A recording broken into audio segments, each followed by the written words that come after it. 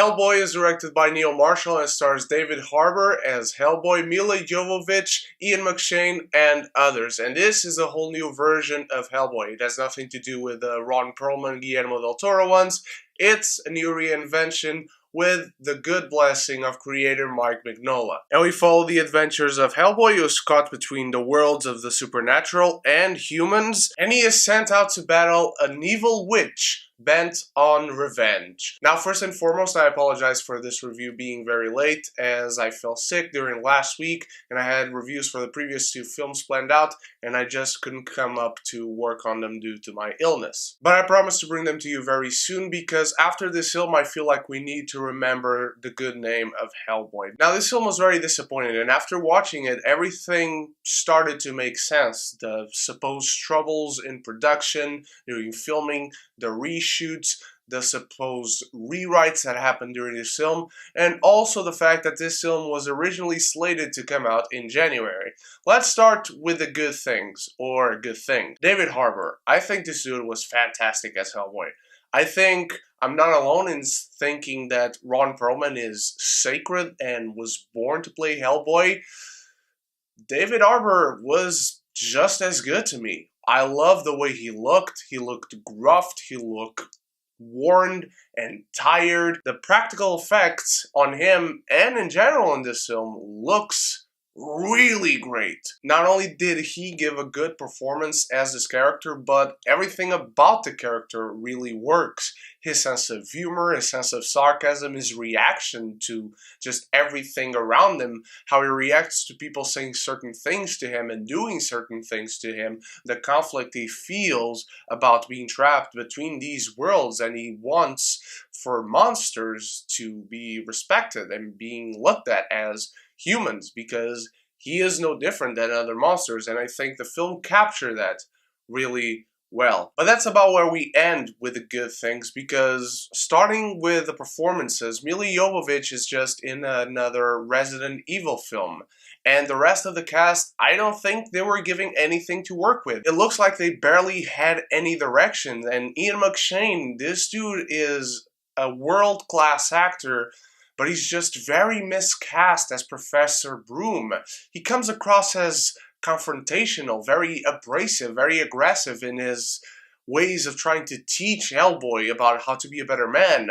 While, for instance, John Hurt as Professor Broom in the previous versions, the contrast of this fragile, sweet old man adopting the friggin' devil as his son, that created already for some really fun, dynamic relationship. But Ian McShane really has no material to be given with. Most of the times he's arguing or yelling at Hellboy, and then the film tries to sprinkle in a supposedly sweet moment between the two, but it really doesn't work because Ian McShane is not the right actor for this type of role. And in general, the two friends that Hellboy has and the other characters around them, they just weren't giving good material. The film itself is not good material. There's barely a narrative going on. There are films that feel like they're too stuffed and there's too much going on. This film feels like it doesn't have enough. It is gory for the sake of gory. It seems like it wants to try to be cool and edgelordy type of film.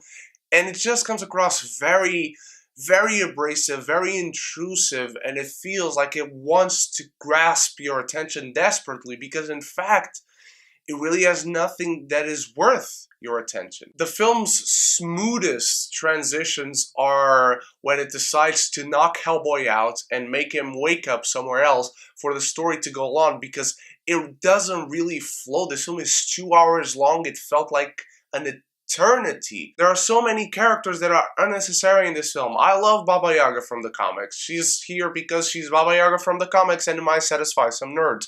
Same with the two post-credit scenes. They're there because this film believes it's going to get a sequel.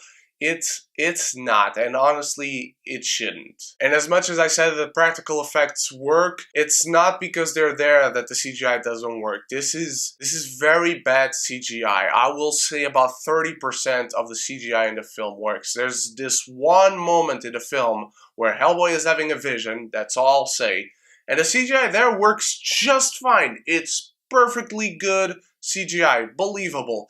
And then there are moments where they can't even make CGI look good, when Professor Broom is shaving Hellboy's horns and you see the dust coming off of it, and it doesn't look good at all. Same with the action sequences. It's cut, chop, close up, and you can't see or understand anything. Honestly, this film feels so much like a recap of something that you never saw. It's not really the type of bad film that you get angry at or get furious at. It's not the type of bad film that you yell at, or even the type of bad film that you gather some friends around to get drunk while watching. This is the type of bad film that you actually feel sorry for somebody, because somebody really screwed up behind the scenes. If you really want to see what this movie has to offer, I suggest wait a few months and see the best moments of Hellboy 2019 when someone puts it up on YouTube, because whatever David Harbour is doing, I think it's worth it. The rest, not so much. I think this is a huge disappointment. I think this should have turned out a whole lot better, because mostly everyone that I know here is super talented. But the final product, unfortunately, just doesn't show that at all. I'm going to give Hellboy 2019 a D. Guys, what did you think of Hellboy? What did you think of the previous two films by Guillermo del Toro? Let me know in the comments below, and again, I'm sorry for this review being delayed. I still have to give you my review of the first episode of Season 8 of Game of Thrones, and I'll give you that very soon. And I still have to give my reviews for the two previous Hellboy films, one with Patrick Burrow and another with Daniel from Half-Cocked, and I hope to see you there again. I'm very sorry for this review being delayed, but thank you so much for watching. You guys are the best, and so until the next video, stay beautiful and stay geeky. And if you haven't done so yet, click the subscribe button and click the bell so we can be geeky united!